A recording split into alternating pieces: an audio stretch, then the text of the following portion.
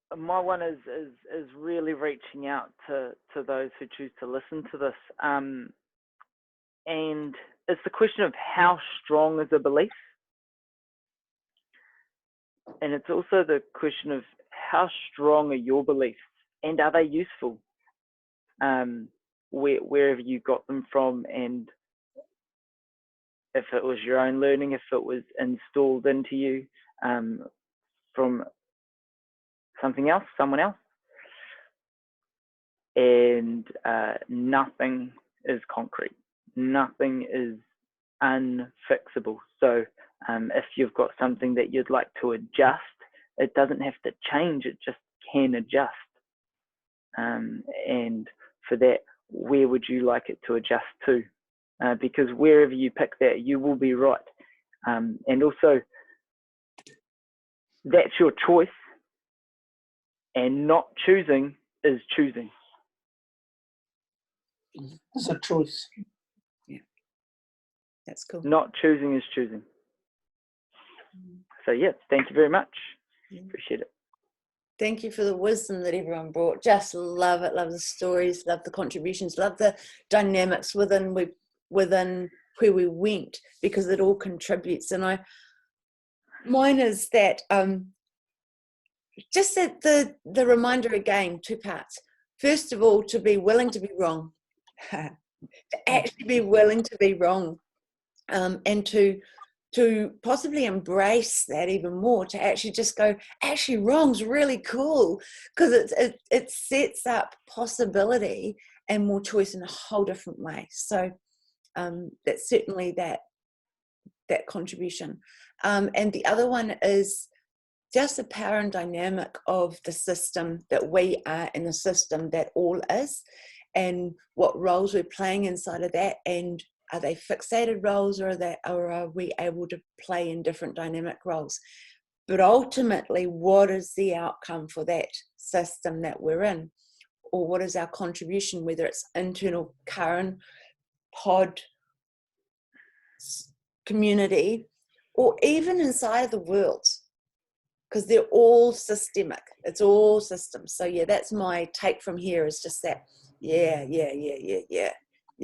It's all the same, whether we're looking at it micro, tiny, beliefs, behaviours, outcome, or that all applies right out to the world, into the, what is it called, the macro. Yeah, the bigger parts too.